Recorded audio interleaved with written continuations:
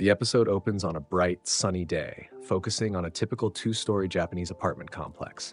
Inside, a middle-aged salaryman, Sasaki, is preparing for his day. With a weary sigh, he adjusts his tie and picks up his briefcase and a bag of trash.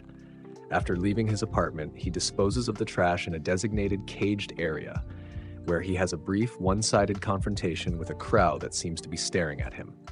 As he shoos it away, a high school girl who lives next door greets him politely.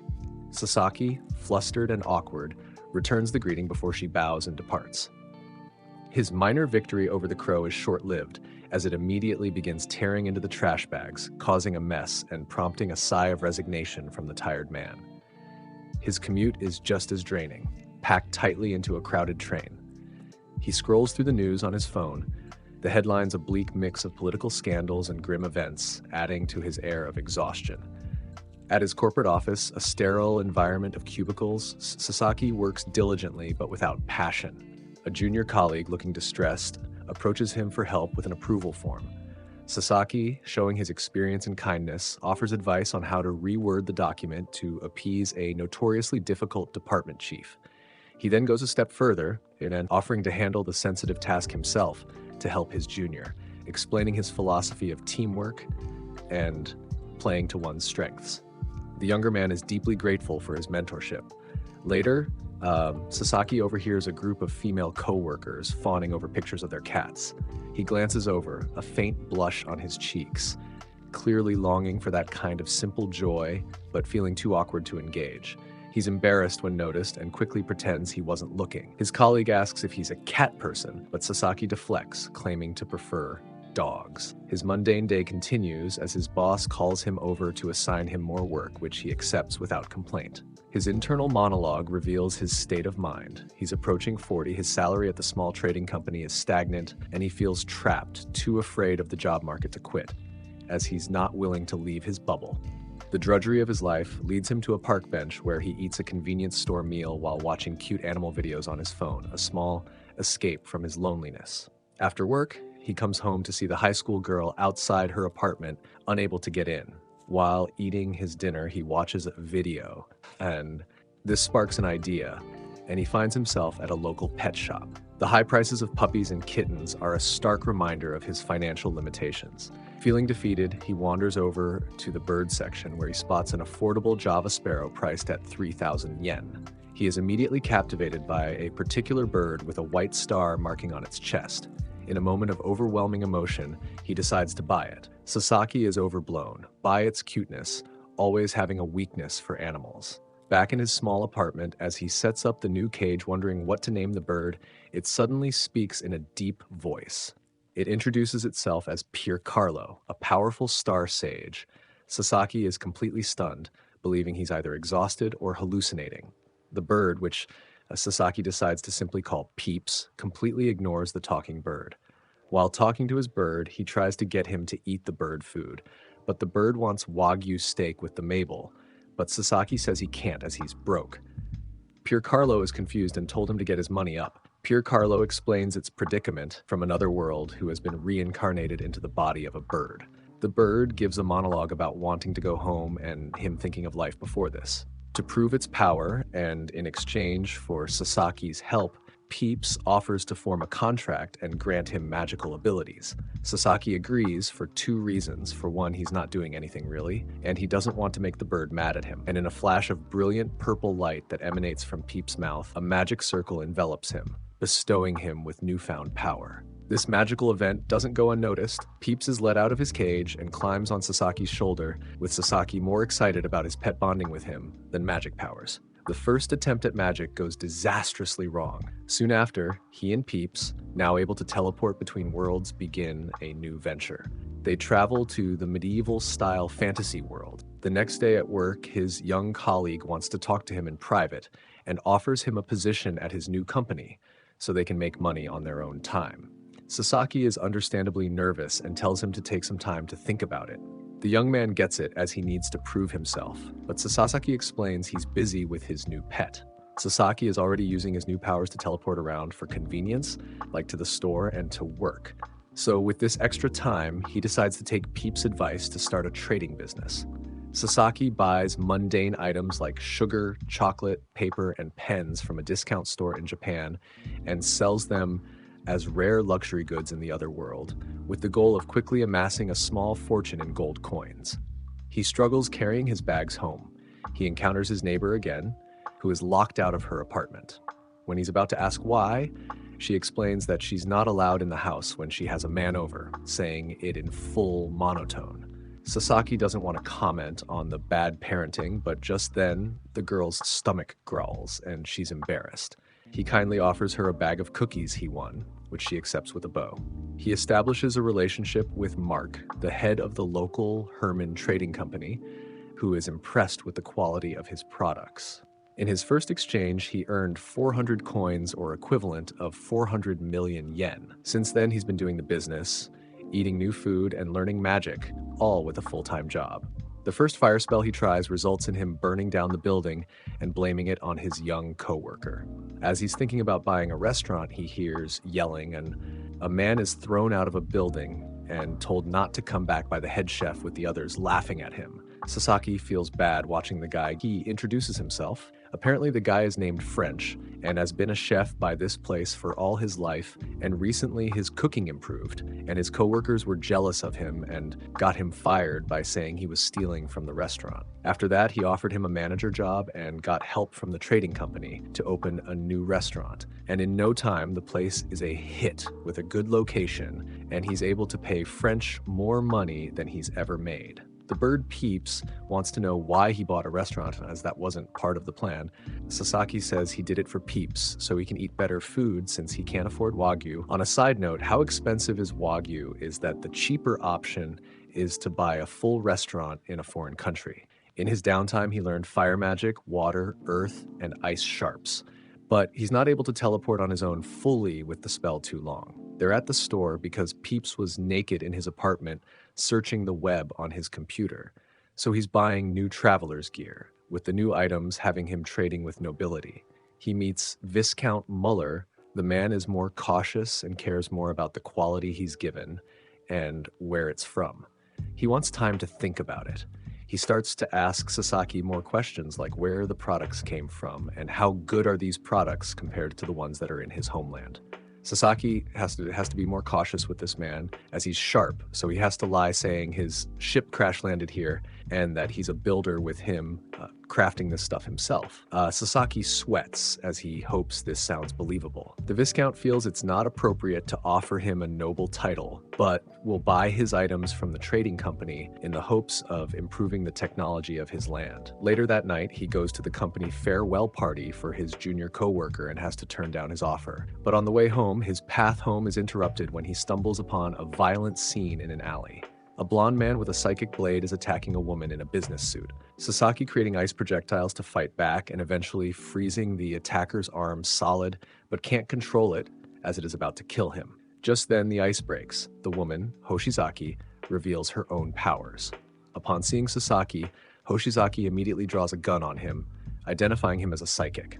Confused and terrified, Sasaki learns from her that psychics are real and are monitored by a secret government organization. Hoshizaki explains that his use of magic was detected, and because he is unregistered, he must come with her. Reluctantly, Sasaki complies, but is worried as he's going to miss work, and Hoshizaki says they can cover for him. He tells Peep about it, and the bird has never heard of psychics. On the way out, his neighbor wants to talk to him, but he's busy, so tells her they can talk later. She also seems to like birds. Hoshizaki blushes as she thanks him for saving her. Hoshizaki tells him the basic psychic lore that about 1% of people have this. Powers can be random but extremely dangerous, with her job to arrest people like that man. He is taken to the headquarters of the Paranormal Phenomena Countermeasure Bureau. Then, without his consent, she tells him he works here now, as he's not allowed to say no, shocking him. Sasaki has to show her his power, but just shows her his ice. She's impressed as he has full mastery of it. She's pumped as with him by her side, she can take on more dangerous missions. Apparently she gets off on danger. He feels like he'd rather not help this woman as she's ready to die for her big paycheck. In his room, he feels that this is a government building, so there might be cameras in his room, so tells his bird to play dumb. He leaves and Peeps tells him they're being followed. Then he teleports to the other world. Later, she wakes him up early in the morning. He tries to close the door on her, but she doesn't take no. He says no offense, but he doesn't want to talk to a grunt, as he doesn't know what his role in the company is or the risk.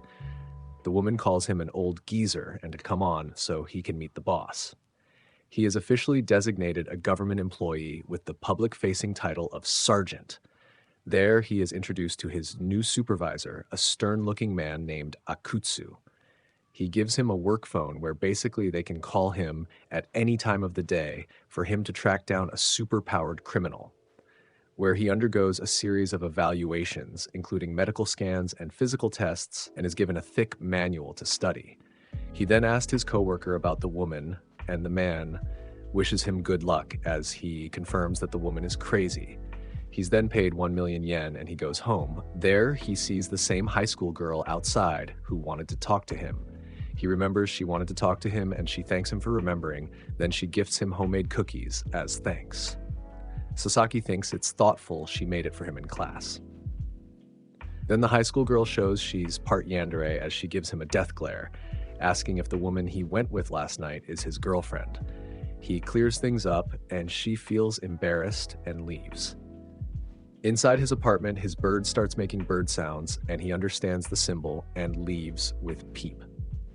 Outside, Peeps tells him someone snuck into his apartment and bugged it with listening devices. They smash all the devices and has a serious conversation with his boss telling him not to do this again for someone who's usually afraid he was standing on business.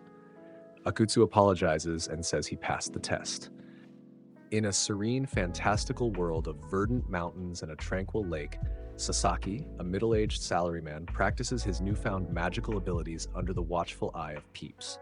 Peeps, perched on a rock, commends Sasaki for his surprisingly rapid progress in learning intermediate-level spells, noting that what he has accomplished in a short time would take most mages a decade, even with the magical head start provided by the wellspring. Sasaki sits down and begins logging the spell incantations into his smartphone. Peeps, who has since flown onto his shoulder, questions this modern method of record-keeping. Sasaki explains that memorizing the complex chants is becoming difficult for him. Peeps tells him he needs a grimoire like wizards, and Sasaki asked if he needed to raid a dungeon or fight a boss.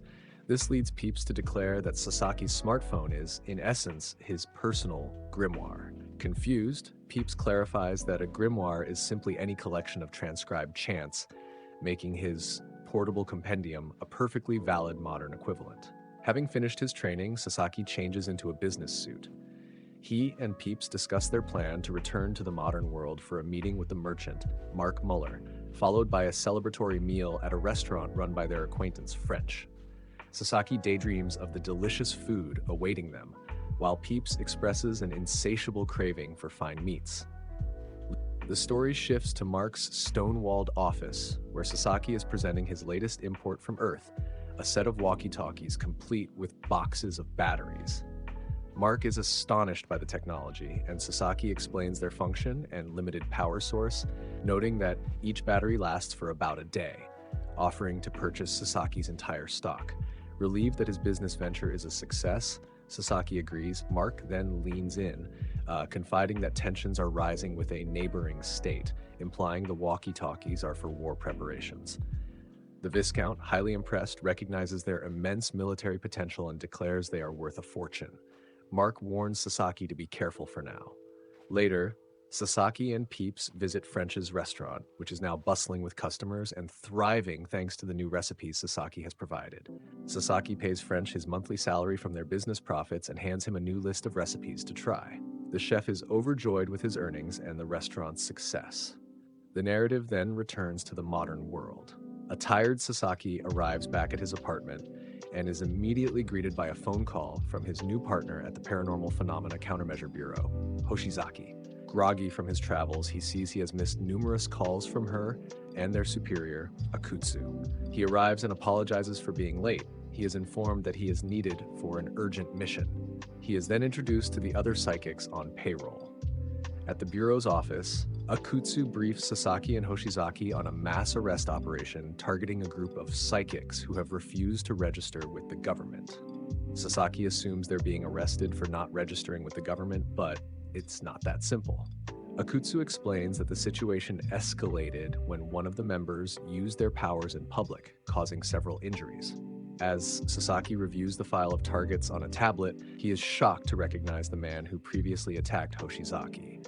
The team, now clad in full tactical riot gear, moves out in a convoy of black vans. Inside, the atmosphere is tense for Sasaki. The other agents joke around, telling him to stop being a baby, but Hoshizaki scolds them for setting a poor example for the new recruit. They don't care. Sasaki, visibly nervous about his first real mission, asks Hoshizaki why she isn't scared. She confidently replies that high-risk missions mean high rewards, her eyes sparkling at the thought of the potential bonus pay. Their convoy arrives at a large, dilapidated bowling alley, the psychic's suspected hideout. The squad breaches the building, moving cautiously through the dark, abandoned interior. It soon becomes clear that the location is a trap. The squad's radios are jammed with piercing static, and a woman uses powerful psychokinesis to levitate bowling balls and pins, launching them at the agents with lethal force. The squad is thrown into disarray as their shields are battered and members are incapacitated one by one, even the guys who had mocked Sasaki. Suddenly, a young woman in a dark kimono with a flower in her hair appears. As the psychic turns her attention to Hoshizaki, Sasaki covers her by supporting her with his ice powers. Together, she's able to gather the water from the ice to create a barrier, but she's forced to save one of the agents and quickly tires. Hoshizaki tells Sasaki to run, but he refuses to leave his partner. She mistakes it as a brave confession, when in truth, Sasaki simply doesn't want to be arrested as a deserter. A young woman's voice echoes as she steps forward, revealing herself to be the psychic. She levitates Hoshizaki's body, preparing to slam her into the floor, but Hoshizaki shields herself with water and counters with spikes. The woman flows through the attacks effortlessly, dodging each strike. Hoshizaki tries again, hardening her water, but the woman still slips past with ease, punching through her defenses. Deciding Hoshizaki's abilities are unique, she spares her life. Smirking, she declares that there's still another rat hiding and calls him out. He tries his best salesman pitch to convince the psychic not to kill him, but she is disgusted by his attempt. She quickly deduces that he's Hoshizaki's support, that he's the source of her water. Sasaki, scrambling, tries to flatter her ego while fishing for information about her group. Amused, the woman laughs at how green he is, realizing he's a new recruit. Yet she finds his oddly calm demeanor cute, given how outmatched he is. Suddenly, Sasaki unleashes a powerful lightning spell, which the psychic narrowly dodges. In the process, he knocks out two enemy psychics who had been hiding. The woman questions what exactly he is, but Sasaki only replies that he's just the new guy. Seeing that his initial attack failed, he decides to bluff. Putting on a calm and slightly strange demeanor, he politely introduces himself and suggests a truce, claiming he wishes to avoid further violence. The psychic, whose name is Futari Shizuka, seems intrigued by his unusual behavior. She notices Hoshizaki unconscious but unharmed behind him and deduces that Sasaki is indeed a rookie. She accepts his proposal and releases his captured superior, who had been suspended helplessly in the air. Futari Shizuka then offers Sasaki the chance to join her group. He politely declines, stating that he's more comfortable as a follower. Outside the bowling alley, surrounded by ambulances, Akutsu debriefs a bandaged Sasaki. Though skeptical of the story that the enemy simply withdrew, the boss dismisses Sasaki for the night. As Sasaki is about to leave, Hoshizaki, blushing slightly, asks if he would like to get dinner sometime to thank him for saving her. He is stunned into silence. He'd rather go home, but he agrees. At the restaurant, as they begin to order, Hoshizaki orders the whole menu: pasta, pizza, octopus, and steak. When it comes to drinks, Hoshizaki chooses orange juice while Sasaki gets a craft beer. Sasaki is taken aback that she doesn't drink. Hoshizaki blushes and admits she isn't old enough. She reveals she is only 16 years old. I don't know why anime is like this. There's no reason to make her 16. The episode concludes with Sasaki walking home alone at night. As he passes through a dark alley, he spots a young girl with bright pink hair, dressed in a magical girl outfit, floating in the air while happily eating a melon pan. Before he can fully process this bizarre sight, a glitching, cube-like portal of dark energy opens behind her. With a cheerful, "See you around, mister," she flies into the portal, which collapses immediately after, leaving Sasaki utterly bewildered on the empty street. In Sasaki's small apartment, he and Peeps enjoy a lavish meal of Chateaubriand steak, a special reward for Peeps. The bird, sparkling with delight, devours the high-quality beef, overcome with joy at its exquisite taste. Sasaki, watching his companion fondly, explains that this is a thank you for all of Peeps' help. After the meal, as Sasaki cleans his pet's beak, he reflects on the exhausting mission they just completed.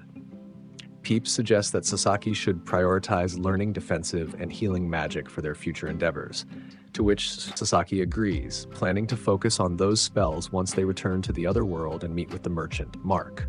Internally, however, he thinks about how his plans were ruined.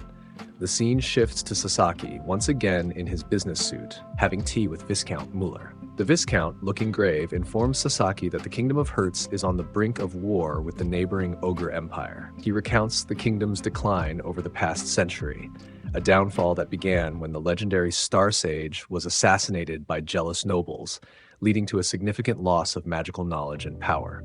Now the kingdom is further weakened, its economy crippled by the looming conflict. The Ogre Empire, he explains, has nearly double their manpower. Viscount Muller, deeply concerned for the welfare of his people, cannot rely on the Herman Trade Company for aid, as that would crash his country's economy.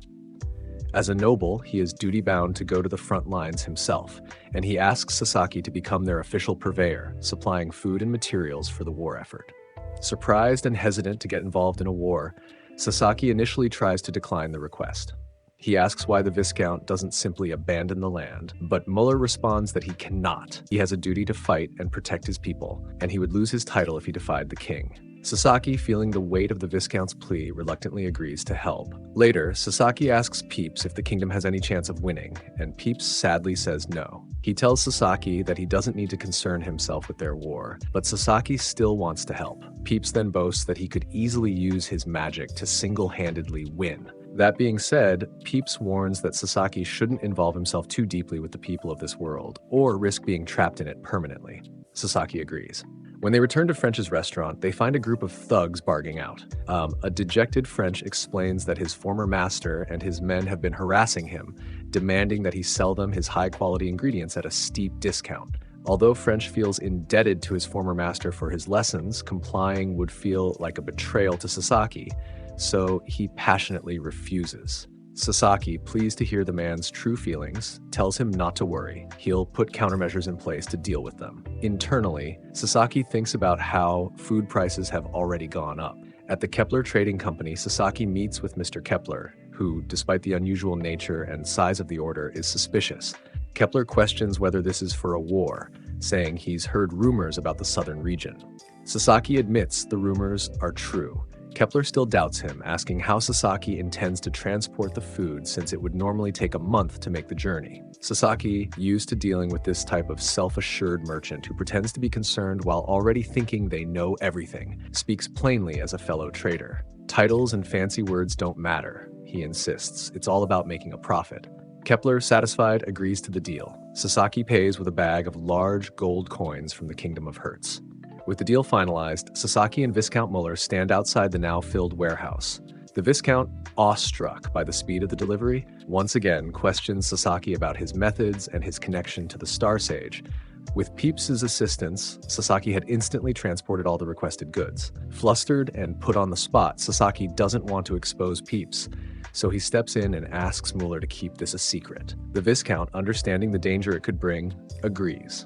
With that said, Sasaki questions the title, asking about the legendary Star Sage. The Viscount has only high praise for the man, saying he was humble, but Sasaki can't picture Peeps ever being humble. Peeps, perched on his shoulder, proudly puffs out his chest. As they leave the city, the Viscount repeatedly thanks Sasaki and continues to speak of how great the Star Sage was. Just as Sasaki reassures him that he can handle the situation, Mark bursts in with grim news. Viscount Muller has died. At work, Sasaki is distracted, replaying all his conversations with the Viscount. His boss promotes him since his co-workers died on his first mission, but then assigns him a new task, going door to door with Hoshizaki to recruit new members. Sasaki doesn't want to work with her, but the boss blackmails him, threatening to give him missions that would likely get him killed unless he agrees. Upon returning to his apartment in the modern world, Sasaki is greeted by his neighbor, a quiet high school girl who lives next door. She shyly asks if work is going okay. Then, blushing, she offers him a back massage sometime as a thank you gift. Sasaki feels caught at a crossroads. She's made similar suggestions before, but this time it feels like he would be crossing a line if he accepted. Not wanting to risk getting arrested, he turns her down, instead offering her some flavored breads, which she gladly accepts.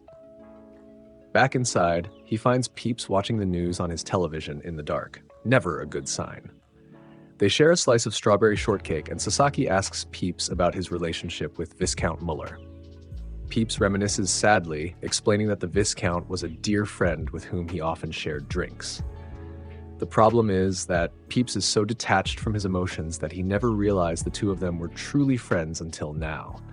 He laments that he'll never have that chance again, and reflects that one must know sorrow to truly appreciate joy.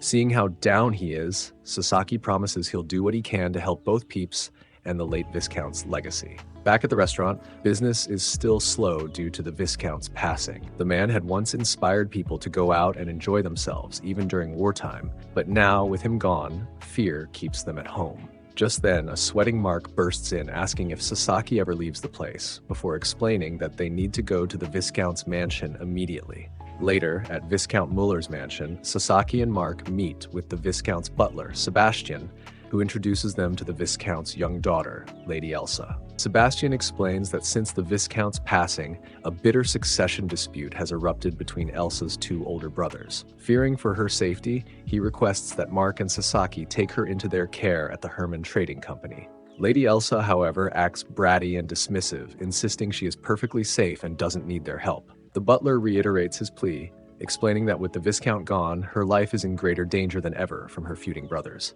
Elsa continues to protest, declaring that her brother Maximilian will protect her. In a dimly lit, wood-paneled room, illuminated only by a single flickering candle, a gray-haired man named Sebastian communicates via radio.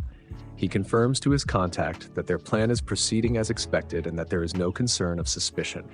With the Viscount now dead, he notes, the greedy nobles are all vying for power, each backing the son they hope to manipulate, even putting forward marriage proposals to secure influence.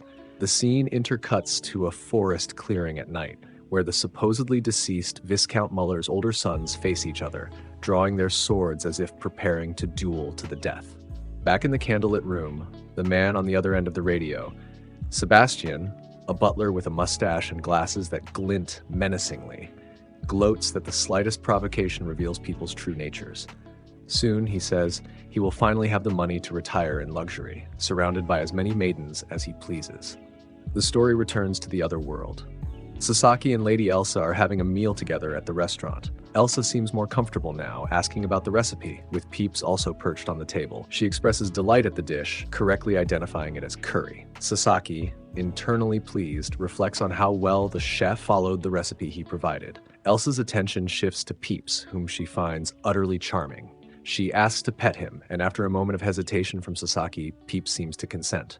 As Elsa gently strokes his feathers, she gushes over how soft they are. Overcome with affection, she hugs him a bit too tightly, causing Peeps to yelp a clear. The sound shocks both Elsa and Sasaki. Elsa, wide-eyed, realizes the bird just spoke human words. Peeps panics, and Sasaki tries to play it off as her imagination, but Elsa is certain of what she heard. Their tense standoff is abruptly interrupted by Mark bursting into the room with urgent news. Lady Elsa must return to the estate immediately. Back at the Muller estate, Sebastian solemnly addresses Sasaki and Mark. On a table before them lie two swords, dirt and bloodstained.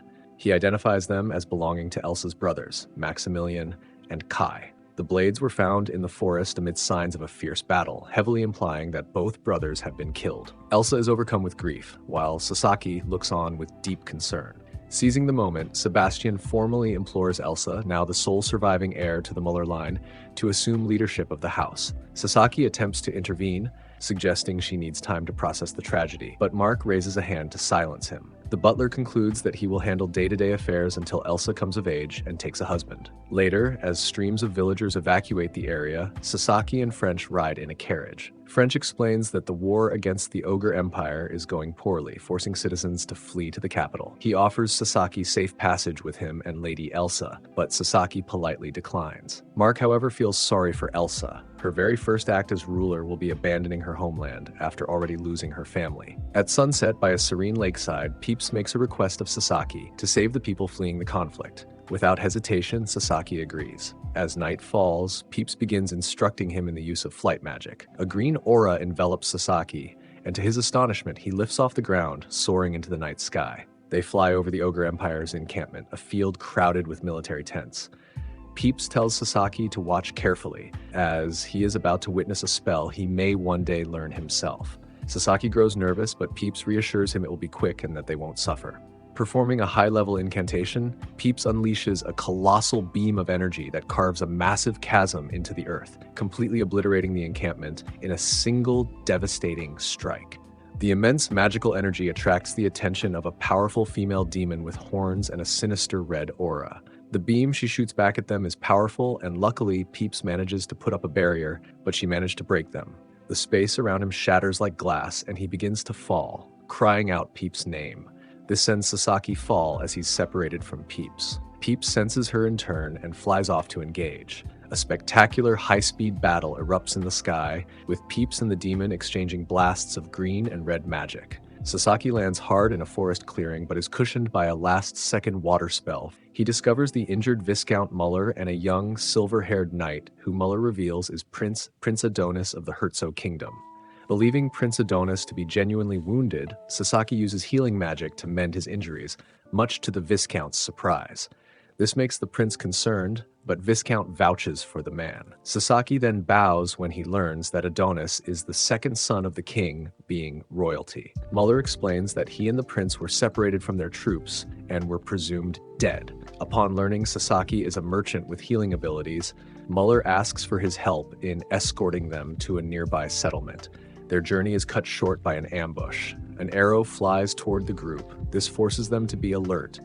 More arrows are fired, which Sasaki effortlessly blocks with a magical shield. Sasaki also uses lightning to shoot at them, but he's no close-range fighter. Soldiers emerge from the woods, but Viscount Muller swiftly dispatches them. Viscount again is like Sasaki. I never knew you had these powers. Sasaki says he has a great teacher, but it's nothing special. Viscount wishes to meet this prodigy teacher sometime. The peace is short-lived. A nearby village comes under attack by a horde of orcs. Sasaki manages to use his lightning magic to attack, but he needs help. Just then, the prince and Viscount attack with swift sword strikes. Viscount says they should escape and get the prince out of here, as they are surely led by elite orcs. As Muller and Prince Adonis prepare to defend the villagers, an even larger, more powerful pig-like orc chieftain appears, summoned by a red magical smoke. Just as the heroes are about to be overwhelmed, Sasaki steps forward, creating a powerful magic beam to protect them from the charging beast. This stops the orc for a second, but when Viscount tries to attack, the orc doesn't feel it, and Spartan kicks the Viscount. The orc was ready to go for the kill, forcing Sasaki to make a magic screen to protect them from rapid punches. Just as they're coming up with a plan, a star-shaped boulder drops on them and crushes the orc. Then Peeps drops back onto Sasaki's shoulder. But to their shock, the orc gets back up.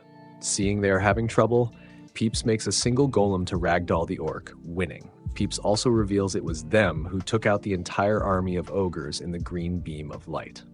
After this, Sasaki asks that they keep this a secret so Peeps wouldn't be thrown back into the politics of his people. They hear Peeps speak, and Viscount can't let this slide, as it's clear this isn't a regular familiar, as he has to ask if this bird is their lost star sage. Peeps tries to play dumb, but the secret is out, and Peeps apologizes for not speaking sooner. Both the prince and Viscount bow to their old friend, and Peeps tells them he was transported to another world. Upon their return to the Muller estate, the guards are stunned to see the Viscount and Prince Adonis alive.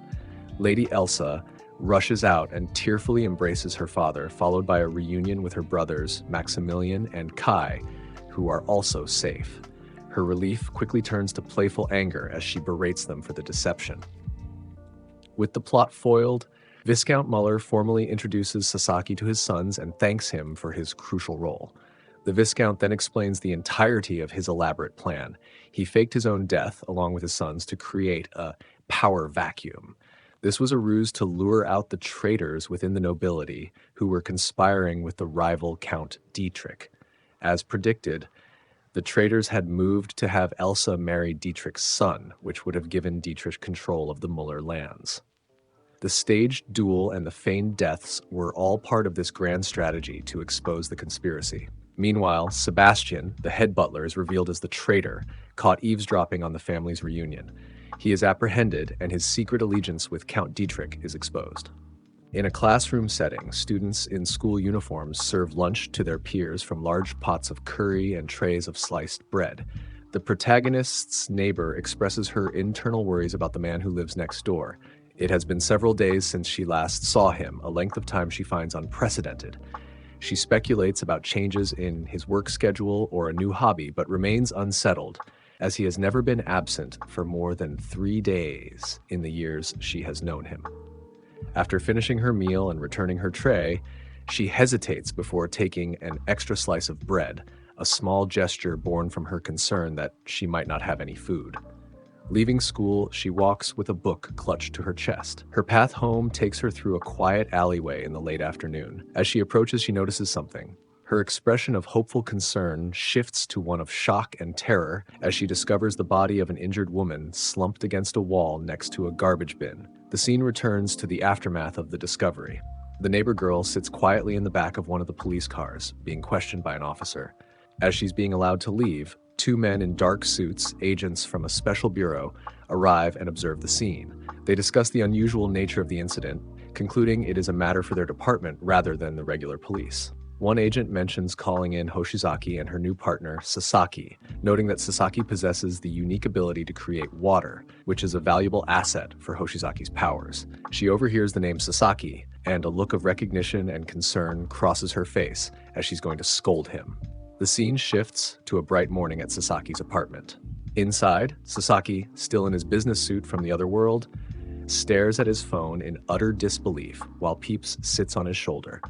He is shocked to learn that it is a work day, as a full week has passed in Japan during what felt like only a few days in the other world. He and Peeps discuss the discrepancy in the flow of time between the two realms, which seems to have accelerated. To understand why, Sasaki decides to review their recent activities. Peeps flies over to his laptop, and a timeline of their accomplishments in the fantasy world appears on screen, detailing their involvement in battles, resolving a noble family's succession dispute, the Viscount being promoted to Count, and the King acknowledging our part and making Sasaki a knight, and being entrusted with Prince Adonis's personal finances. After reviewing the list, Sasaki can find no specific event that would explain the sudden change in time conversion. Just then, his doorbell rings. He opens it to find his colleague, Hoshizaki, standing there looking displeased.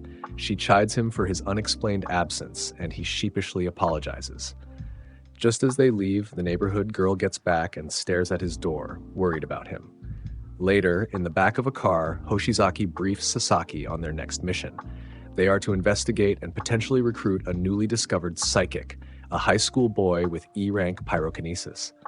While reviewing the boy's file on a tablet, she laments the recklessness of today's youth, prompting Sasaki to dryly point out that she is of a similar age. Hoshizaki retorts that she comports herself based on her more mature mental age. The file indicates that all paranormal incidents linked to the boy have occurred near his home with no direct witnesses. Sasaki correctly deduces they were assigned the mission because Hoshizaki's hydrokinesis is a natural counter to the boy's fire-based abilities. Hoshizaki then says they were allowed to use their guns, and Sasaki finds it unnecessary. Arriving at the school, they are directed by a teacher and soon locate the target.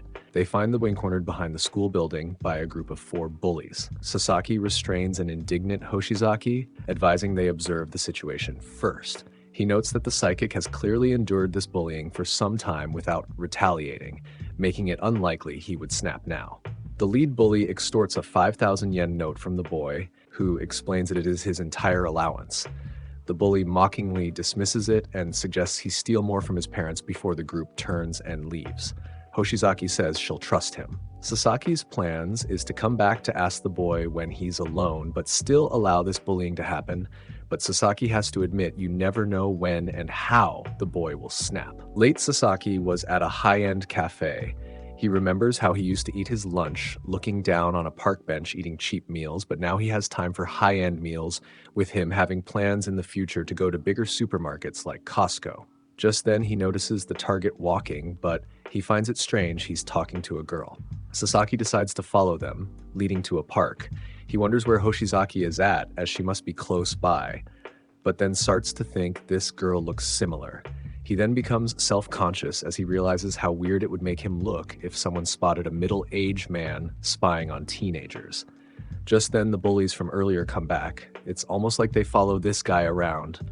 They turn their harassment towards the girl with glasses and braids, trying to do pickup lines. This proves to be the breaking point.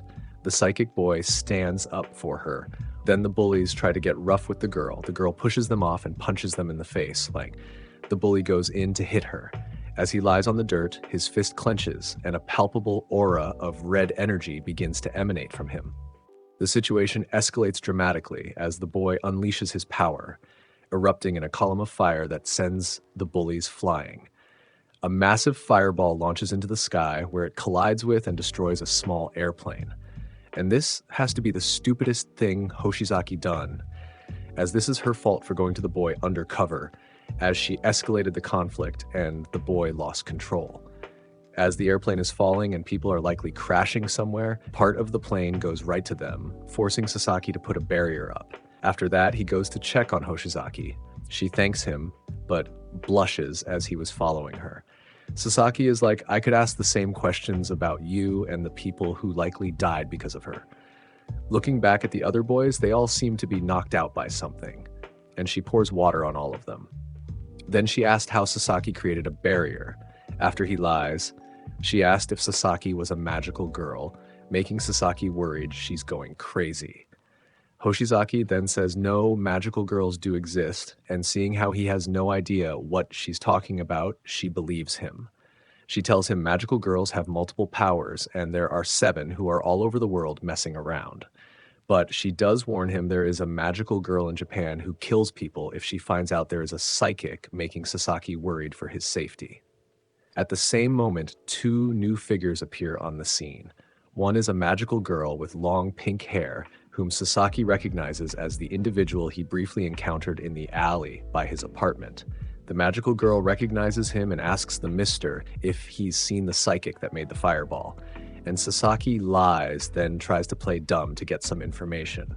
He learns she basically eats from the dumpster and has a mission to kill psychics. The pink-haired magical girl asked if Sasaki is a psychic, as there should be 2 in that barrier. Sasaki is able to convince her he's a police officer. Just then, Futari Shizuka walks over, however, offers her assistance to Sasaki, and immediate conflict breaks out, with the magical girl attacking Futari Shizuka. The woman goes flying into a barrier, and she questions why there's an invisible barrier here. Hoshizaki then does another stupid thing in attacking Futari Shizuka, the person who was going to offer her help, hitting her, and those 2 start fighting, as if they both forgot the all-powerful magical girl who said she was here to kill 2 psychics. So both of them prove to be idiots. Futari Shizuka could have killed Hoshi, but just knocks her out, doing this so Sasaki wouldn't be mad at her as she needs his help. They agree and attack. Sasaki intervenes, flying and creating a magical shield to block the attack. The magical girl, undeterred, sees that the mister is a psychic, but he explains it's magic. Futari Shizuka tries to attack from behind, but is pushed back. The magical girl doesn't get why he protects them, asking to kill them. When Sasaki asks about the fairy, she callously reveals that she killed it and used its pelt to make a piece of her clothing. The magical girl explains that psychics killed everyone she's ever loved. Seeing the fear a boy gives her, she decides she doesn't want to be here anymore and leaves.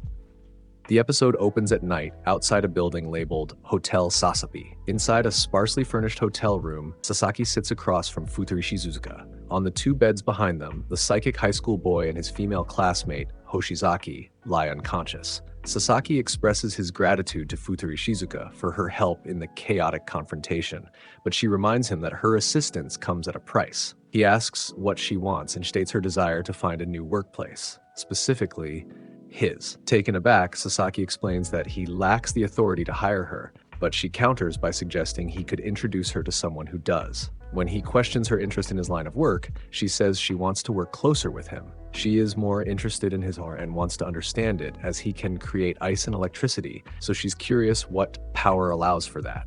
Then Futari Shizuka asked if the bureau chief, Akutsu, knows he can do this, as she also mentions he made a barrier as well. Sasaki begins to panic as he feels cornered with her accurate blackmailing. Their conversation is interrupted by a call on Sasaki's phone, which he answers. It is his boss, Akutsu, who demands an explanation for the destruction at the park. Sasaki recounts the encounter with the magical girl and the subsequent battle, but he doesn't mention his own involvement and lies about key events to make it seem like the magical girl is the one that blew up the airplane and not the student. Akutsu seems to accept the extraordinary explanation for the time being. At that moment, Sasaki asked about the chief accepting the application of another psychic who wants to join them, being Futari Shizuka. The boss agrees to interview her. Just then, Hoshizaki begins to stir, listening to their conversation. Sasaki tells her that if she manages to get hired, then she'd need to give them her home address, and after that, the government will send someone there to plant cameras when she's not around. From there, they spy on you, and you're going to want to act like you don't see them for a while, then destroy them, as they do this with all new recruits. Sasaki understands he might be breaking a couple different rules telling her, but going off his own history, he didn't like the feeling of having his privacy disrupted. Just as he finishes, Hoshizaki asks if everything is true. Hoshizaki confronts him, demanding to know if everything he said was true, and he panics, hoping she doesn't learn about his powers, blushing as she never noticed, hoping this isn't for every agent, with her blushing as she thinks of the implications. This is very serious and important to her, but Sasaki tries to make her feel better that the boss probably doesn't have any alternative motives. Later, Sasaki and Futari Shizuka can be seen at the supermarket, where Sasaki is looking for pickled plum, for marinating steak and other meat. Futari Shizuka says he has much to learn when it comes to fine dining. Hoshizaki feels the two have become too close, and Sasaki tries to deny it. So Hoshizaki asked about the jar he brought. Sasaki explains it's a jar of fermented pickled plums. Hoshizaki tries to remind him not to get too close as she's a dangerous criminal, labeling her a A-rank threat, with Futari Shizuka dangerous because she can sap a person's life energy with one touch. Even with a fatal wound, she can use the energy to heal her body, practically immortal, but also she's as old as 100 years old. Hearing this makes him wonder how long these plums are. They go to their boss office to report the success of the mission, but soon Hoshizaki wants to know if he's being setting up cameras in all the agents' house, or was that for special cases? But the boss doesn't deny it, saying it's for everyone, not being the answer she wants to hear. The boss feels justified to do it, given this is for the government. Hoshizaki says that's not the point. The boss says he doesn't send the footage to a third party, but Hoshizaki is now worried about what he does with it. He agrees to remove all of them by the morning coffee, but tries to reassure her she has nothing to worry about as he prefers men. But then Sasaki says that doesn't make the situation better, as now that involves him, as now he's concerned. The boss says Sasaki isn't his type and is way too old. After that, the boss asked about the jar he has, and after an explanation, he's offered a pickled plum. He finds the caramelization on the plum perfect and takes a bite, making out a Food Wars level groan. Both Sasaki and Hoshizaki are shocked by the glowing response, asking if it's really that good. This confused the boss, as he assumed they tried them, but they tell him they haven't. Sasaki doesn't like sour foods. With that, the boss manages to tempt Hoshizaki to try them, and she finds it too sour but keeps chewing it with the willpower to eat it. The boss then tells Hoshizaki that they will be interviewing the woman that almost killed her twice, being Futari Shizuka, with her chewing intensifying and her glaring at Sasaki, as it's his fault the woman might get hired. That night, as Sasaki walks home carrying a plastic bag with the jar of pickled plums, Futari Shizuka appears beside him. She coyly asks if she can spend the night at his place, claiming to be in a difficult situation. When Sasaki is flustered, she reveals a listening device and a thermal camera can do wonders, admitting that she has been spying on his apartment. She tells him she is aware of Peeps and his true nature as a talking bird from another world. Asserting that their fates are now intertwined, she insists that it would be mutually beneficial for her to live with him for security reasons. After some questioning, she reveals the reason for the sudden request. You see, she made a lot of enemies in her last organization for leaving, so they now want her dead, so she needs to hide, trying to partner up with another powerful ally. Back in his apartment, Sasaki discusses the situation with Peeps. The bird admits that Futarishi Zukazuka's knowledge makes her a significant security risk. Though initially wary, Peeps is won over by the prospect of securing a reliable route to sell their otherworldly goods for profit, particularly fantasizing about high-grade beef. With a formal agreement in mind, they accept Futari Shizuka's proposition.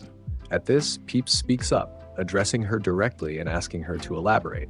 Futari Shizuka states she has something of value to offer. She proposes a business arrangement, her connections in exchange for rare goods from the other world, specifically inquiring if she knows anyone who deals in precious metals. She confirms that she does. Peeps explains to a surprised Sasaki that this will solve their long-standing problem of how to convert their otherworldly earnings into Japanese yen. The scene transitions to the bureau headquarters, where Sasaki and Futari Shizuka are seated in front of a laptop for a video interview with Chief Akutsu. Akutsu begins by questioning Futari Shizuka's genuine interest in joining their organization, reminding her of her high-ranking status within an enemy faction. As proof of her sincerity, all she can do is tell him that's understandable, but she is serious about joining. With that, Chief Akutsu offers her a part-time contract.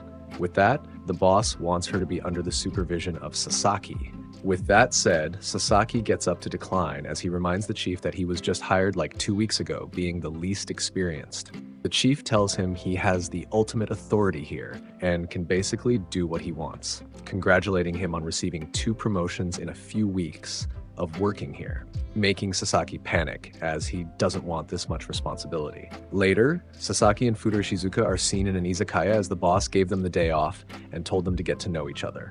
As they talk, the witch understands how Sasaki keeps getting promoted. It's because he's too honest and is trustworthy. Sasaki says he just wants to make sure she has a smooth transfer process. Meanwhile, Futari Shizuka thinks it would be more fun to spread juicy rumors about her being in a scandalous relationship with a secret agent. Sasaki has no interest in such a thing as she's already involved in his personal life in the otherworld business and now his co-worker. She tries to keep them at a distance, but ends up saying he'd always show up to protect her, and it sounds like a love confession. That's when Hoshizaki, having been filled in off-screen, storms into their booth, placing her hands on her hips in a posture of clear annoyance. She questions why they are out drinking when they should be at work. Sasaki explains that the chief gave them the day off, a statement Hoshizaki finds hard to believe. Futari Shizuka cheerfully invites Hoshizaki to join them, and Sasaki concurs. Reluctantly, Hoshizaki sits down, her displeasure still evident. Later, in a dimly lit hallway, Hoshizaki confronts Sasaki. She questions his true relationship with Futari Shizuka and the nature of the pickled plums he received from her. Sasaki, flustered, explains they were a gift. In a moment of vulnerability, Hoshizaki presents him with the pink bento box again, revealing it contains homemade tamagoyaki, rolled omelets, as a genuine token of her gratitude for him saving her life.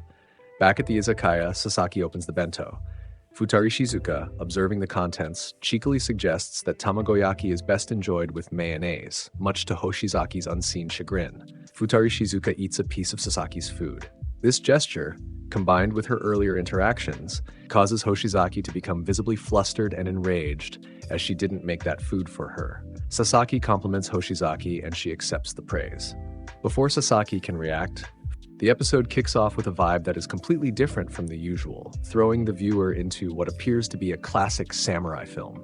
The camera peeks through a thicket of tall, sharp-leaved plants. A group of samurai, clearly the antagonists, are about to execute a captive. The prisoner, a man with a partially shaved head, is bound with thick ropes and forced to kneel on the ground, awaiting his fate. In a flash of movement, he closes the distance. With the threat eliminated, he sheathes his sword and approaches the rescued man, freeing the captive. The man, stunned and grateful, asks the identity of his savior. The Ronin, without turning back, simply states that he is no one, just a wanderer, before walking away into the warm glow of the fading day.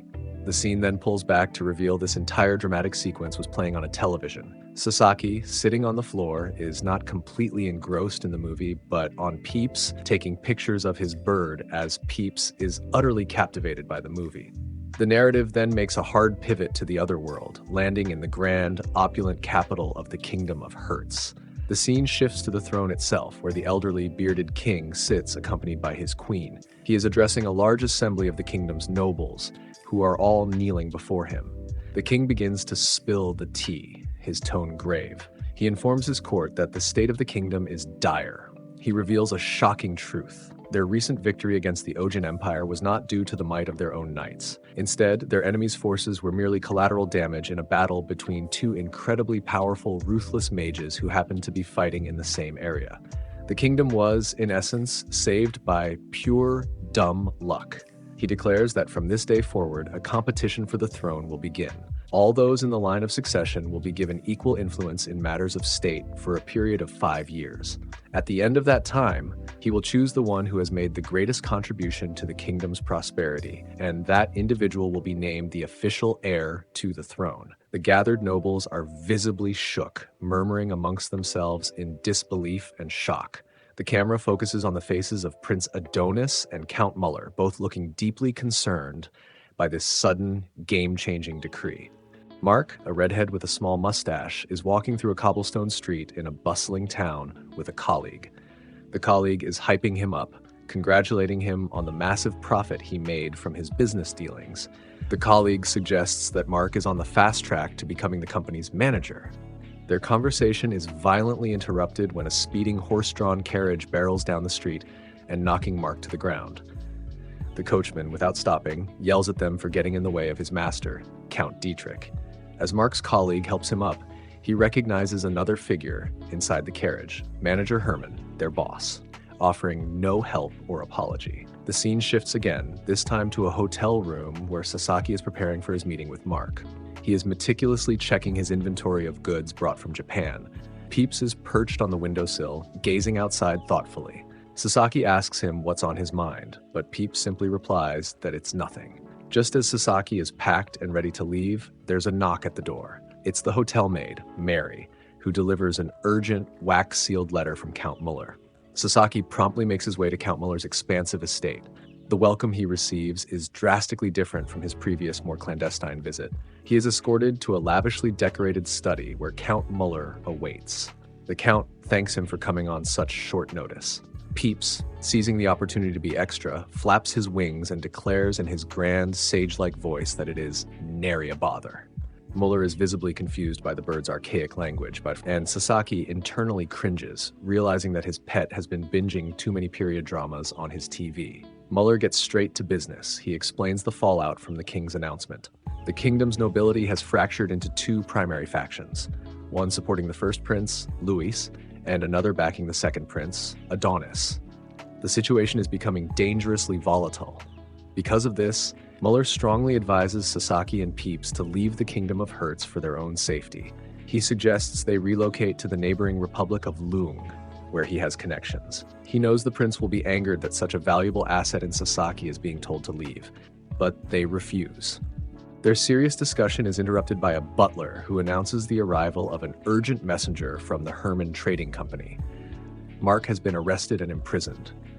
The official charge is assaulting a noble, stemming from the incident with Count Dietrich's carriage. A spotlight shines on Sasaki, narrating the dramatic events in the style of a traditional storyteller.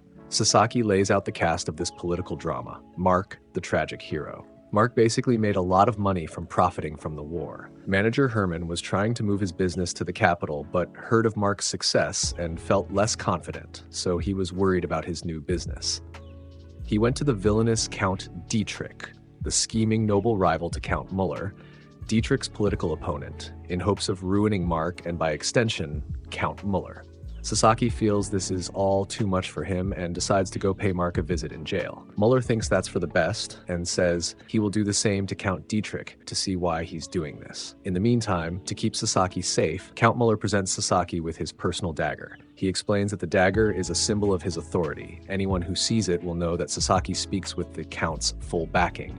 It's a major political flex. Sasaki, genuinely moved by this display of faith, accepts the dagger. He resolves to handle the situation not with the overwhelming magical force he possesses, but with political force, playing the noble's game on their own terms. Sasaki and Peeps discuss the reason for this in the carriage. The king is ready to pass his crown to one of his sons. Dietrich and his faction support the first prince, while Muller supports the second. Both Mark and Herman are essentially merchants that can decide who gets the crown, as they can control the market and economy, so this is a mini war for the throne. The story proceeds to the dungeons where Mark is being held. He is met by a hostile guard who warns him that guards of the first prince's faction came by sounding friendly at first, but then he turns hostile after Sasaki heals Mark. He looks to pull his sword, but does nothing as he's all talk. Sasaki, realizing this guy is not like that, is calm and collected, not engaging in a direct confrontation. Instead, he instructs the guard to deliver a message to Count Dietrich. He subtly tells the Count he's foolish by suggesting that Mark's wartime business dealings, which led to his massive profits, might warrant a closer investigation, implying that Dietrich himself could be implicated in shady activities and is on the losing side with Herman. The startled guard starts talking way bigger than his station, as if he's not a fodder character, throwing out lines like, "You're just a foreign merchant. Be careful. You could be in there too," or "dead on the road." Sasaki calmly claps back with a figurative, "Little bro, you are not like that," and adds that if he really feels that way, he should go talk to the prince himself. The guard is shook, knowing full well he doesn't have connections like that. Reluctantly, he agrees to pass it along. Sasaki reassures Mark that help is on the way, and Mark, seeing his friend has come for him, is visibly touched and relieved. In a well-appointed office with a crackling fireplace, Sasaki lays out his business proposition. He offers to provide Kepler Trading with a line of unique, high-quality products from his homeland: the sugar, pens, and other modern goods. He proposes an exclusive wholesale partnership, even offering to defer a portion of the payment until his own company is established, using the goods themselves as collateral. Joseph is initially wary, noting that Sasaki is from the rival kingdom of Hertz. However, upon seeing the quality and novelty of the items, his business instincts take over. He recognizes the immense profit potential and agrees to the partnership. To honor his imprisoned friend, Sasaki declares that his new venture will be named the Mark Trading Company. Later, Lady Elsa goes to speak with Sasaki about Mark, asking if he'd be okay, as she was just told what happened. He has to reassure her many times that Mark will be okay. Just then, Peeps appears out of a magic circle and starts to talk, completely oblivious to Elsa seeing him. Then they both panic. When Elsa gasps that the bird can talk, Sasaki quickly improvises a lie, claiming Peeps is a rare exotic species whose abilities are a secret known only to Count Muller. Elsa, though suspicious, seems to accept the explanation for the moment, puffing her cheeks in annoyance. Peeps, being a little troll, seems to enjoy the confusion. With his immediate business at the estate concluded, Elsa makes a show about leaving. Sasaki and Peeps finish their earlier business and are prepared to leave with their crate of gold, but first need to hammer it down. But the maid gets his attention, so he steps away to go talk to French, with Elsa eavesdropping on him, not really leaving. They come back and teleport the large wooden crates filled with gold back to their secure warehouse in modern Japan. At the warehouse, his new partner is there for their business. Soon the crate is opened to reveal Lady Elsa inside, to the shock of everyone.